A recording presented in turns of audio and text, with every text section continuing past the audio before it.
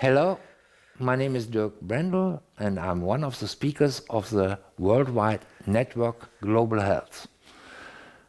This is a physicians network and we are dealing with aesthetic medicine, and our new network is called Network Extended Medicine.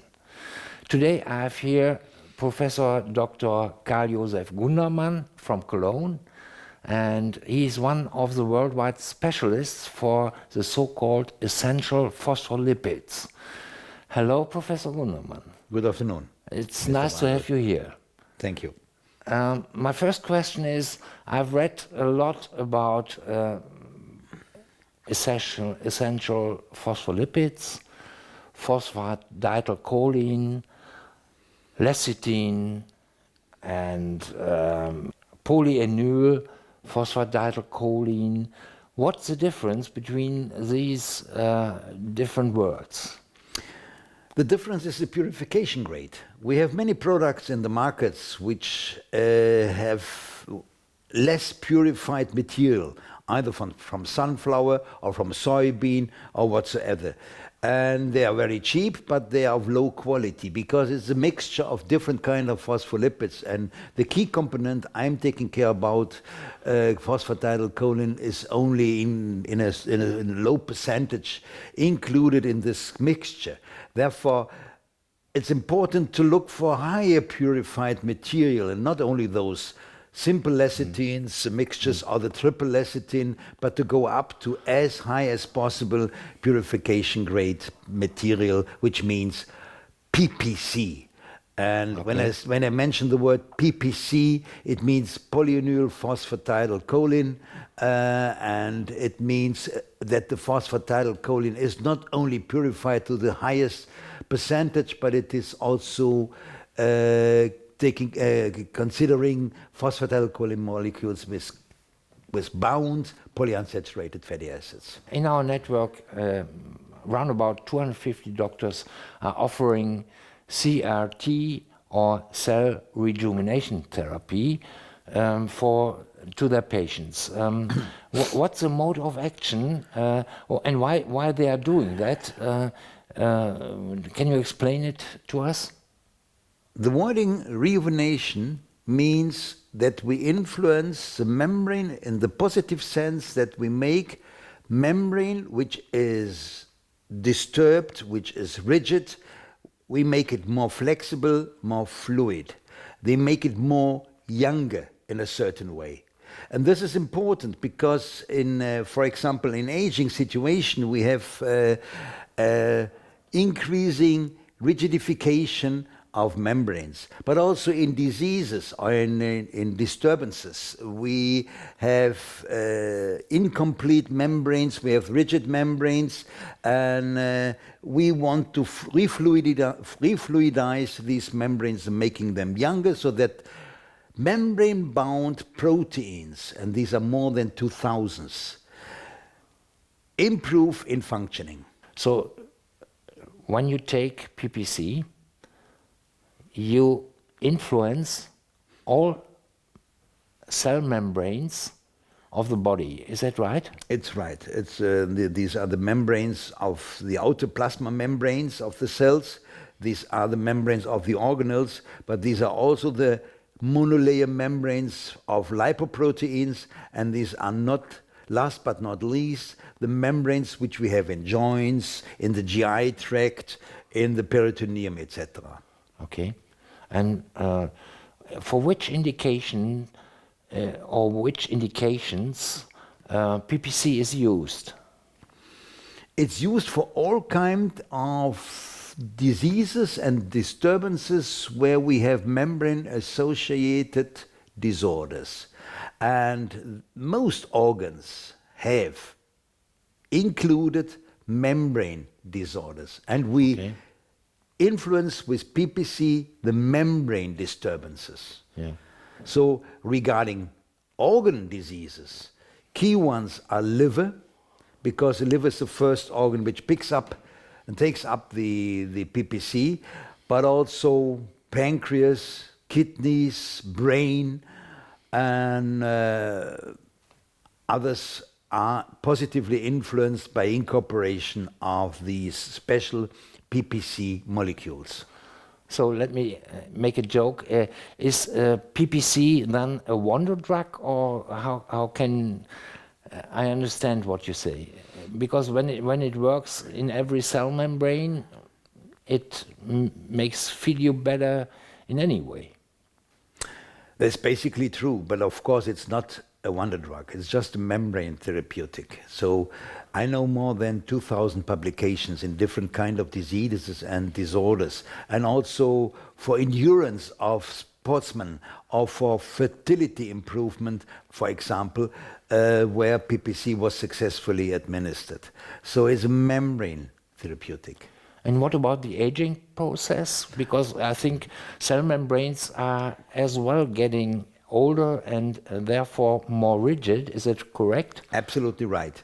Aging membranes get more rigid because there are higher percentages of saturated phospholipids in the membrane. We have an increase of cholesterol into the membranes, so the membrane gets rigider, more rigid, with the consequence on the membrane-bound proteins, which lose in activity and in functioning.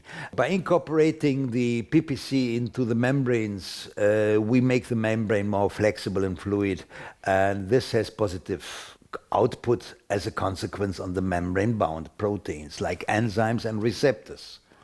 So when I look from the perspective of a patient, to that, and I'm interested in taking PPC, maybe for prevention, or I have a chronic disease or whatever.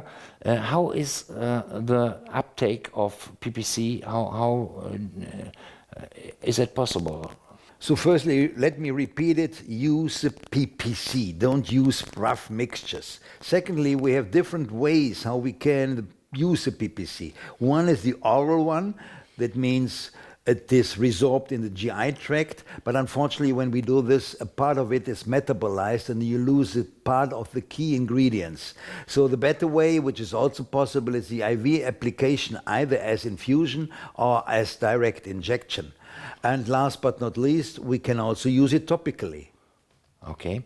And as far as I know, and therefore we have asked you to help us for a new product for oral uptake, which we call Memphosan. What's the difference to other phosphatidylcholines which are on the market here? When I go to Google, I find around about 50 different products which all have PC inside, but the Memphosan is different because of what? Because of its highest purification grade with soybean as basis, which means we have a product in hand which contains 92 to 96% of phosphatidylcholine. The rest is a little bit lipid and water, but we have no soy protein, which means no risk for allergy. So this extremely high purification rate is the specific the speciality which we have with PPC. And therefore it cannot be compared to all those other lower purified material, which is much more cheaper, but which is frequently more or less useless. Yeah.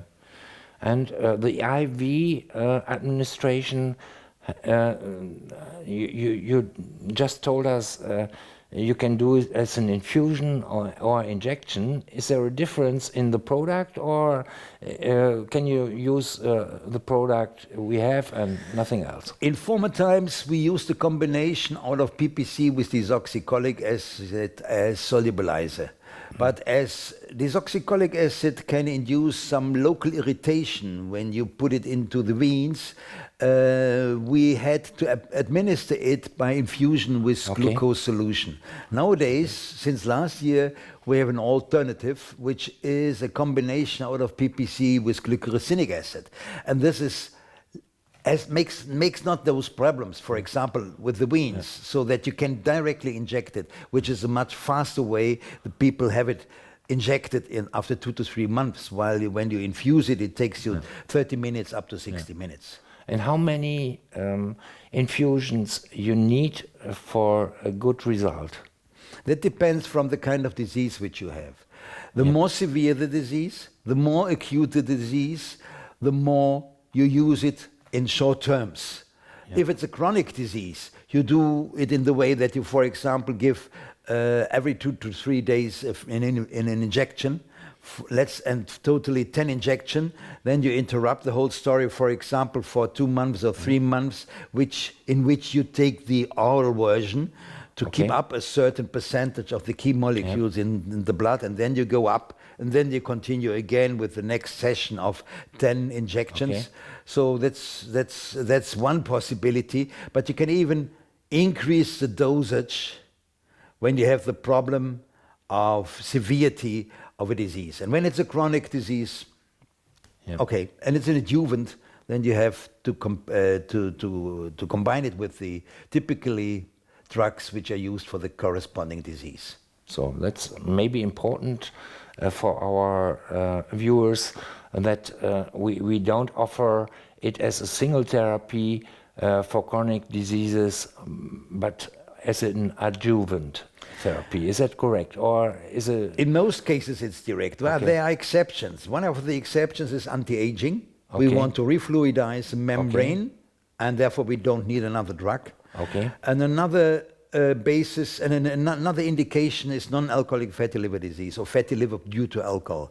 Then you stop taking the alcohol, drinking the alcohol, and then PPC is a key ingredient to get rid of the fatty liver, beside movement, beside diet. So in these cases, PPC is not only an adjuvant, it's a real therapeutic. What about fatty liver? Is that a disease which is very frequent in patients, or how can I imagine that? It's very frequent in patients. Worldwide, about 25% of the whole worldwide population suffers from simple fatty liver at least. The point is that we don't detect these patients. They frequently detect them only by chance, and the best is to detect them by ultrascan method, but unfortunately this is only done when you have another reason to do it, so it's frequently found by chance. So you would advise patients who are fearing because of, let's say, bad diet or whatever they have done, to go to a doctor and make an ultrasound. Is that correct? Basically, yes, it's correct. Everybody should here and there have a control of this liver by ultrascan, and especially when you are obese. Obesity is a problem all over the world, and it's an increasing problem.